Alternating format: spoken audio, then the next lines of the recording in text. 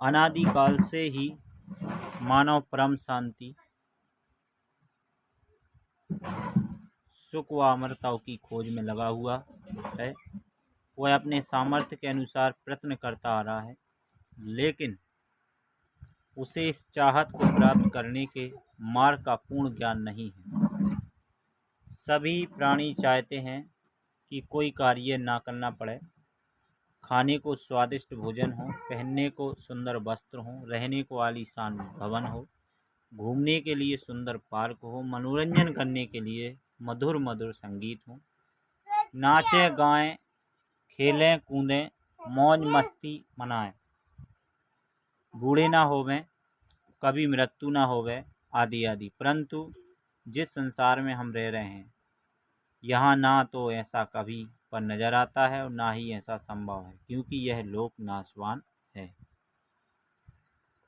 जाल में उलझा कर 3 लोग के पिंजरे में कैद किए हुए है। कबीर साहब जी कहते हैं,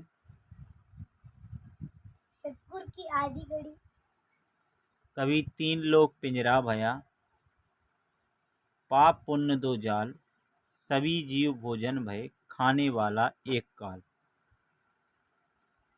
गरीब एक पापी एक पुण्य आया, एक है सूम दलेल रे, बिना भजन कोई काम नहीं है, सब हैं जम की जेल रे। कर्म भ्रम कर्म सिद्धांत, जैसा करोगे वैसा प्राप्त करोगे भरोगे। भ्रम संशय युक्त ज्ञान, जो वेदों तथा गीता जी में काल ब्रह्म ने प्रदान किया है। उदाहरण फॉर एग्जाम्पल,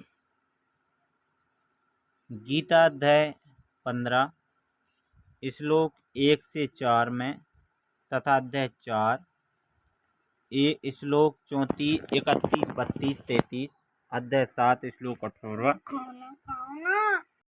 अध्याय 7 श्लोक 18 में गीता ज्ञानदाता ब्रह्म ने कहा है कि यह संसार नाशवान है। ऊपर तो तथा तीनों गुण रूपी शाखाएं नीचे हैं। जो इस संसार रूपी वृक्ष के विषय में पूर्ण जानकारी बताया हुआ है, पूर्ण संत तथा तत्वदर्शी संत है। जैसा तना कौन है, कौन प्रभु है, डार कौन तथा तीनों शाखाएं कौन प्रभु है। यहाँ विचार काल में अर्थात जो गीता ज्ञान में तुझे बता रहा हूँ, मुझे इस संसार की रचना का ज्ञान नहीं, क्योंकि मुझे इसके आदि यानी प्रारंभ का तथा अंतिम सिरे का ज्ञान नहीं है। इसलिए किसी तत्वदर्शी संत की खोज कर उस तत्वदर्शी संत के बताए भक्ति मार्ग वाय और वर्षिक अनुसार साधना करके उस परम पद व परमेश्वर की खोज करनी चाहिए, जहाँ जाने के पश्चात फिर संसार में कभी लौटकर नहीं आते, अर्थात पूर्ण मोक्ष प्राप्त करता है। जिस पूर्ण परमात्मा से इस संसार रूपी वृक्ष का विस्तार हुआ है, अर्थात जिस परमेश्वर ने इस सर्वोच्च की रचना की है, उसी की पूजा करनी चाहिए। मैं गीता ज्ञानदाता भी उसी परमेश्वर की शरण में हूँ। गीता अध्याय 3 श्लोक 31-32 में कहा है कि गीता में जो ज्ञान दिया है, यह मेरा मत विचार है। भले ही यह पूर्ण नहीं है, फिर भी अन्य साधनाएं जो शास्त्र विधि रहते हैं उनसे श्रेष्ठ है। जो मेरे मत अनुसार साधना नहीं करता, वह व्यर्थ प्रयत्न कर रहा है। पूर्ण परमात्मा की साधना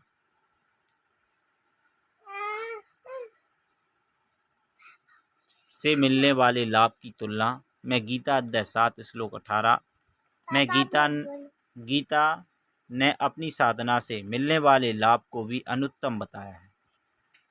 इस प्रकार काल ब्रह्म द्वारा बताया ज्ञान अमयुक्त है।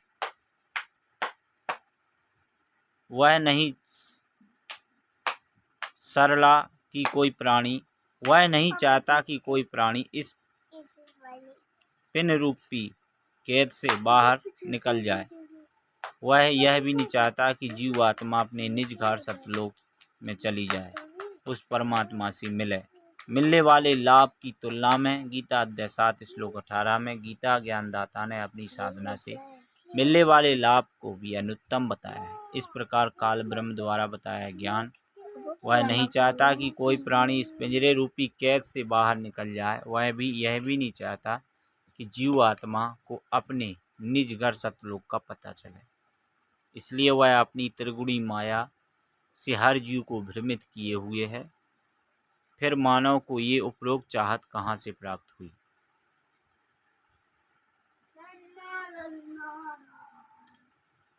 यहाँ ऐसा कुछ भी संभव नहीं है। यहाँ हम सब ने मरना है, सब दुखी अशांत हैं। जिस स्थिति को हम यहाँ प्राप्त करना चाहते हैं, ऐसी स्थिति में हम अपने निज घर सतलोक में रहते थे। काल ब्रह्म के लोक में स्वेच्छा से आकर फंस गए और अपने निज घर को भूल गए।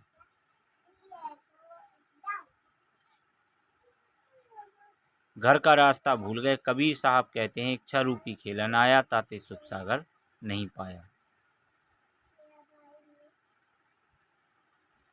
अधिक जानकारी के लिए इस वीडियो को देखते रहिए और भी अन्य वीडियो प्राप्त करने के लिए सब्सक्राइब करें चैनल।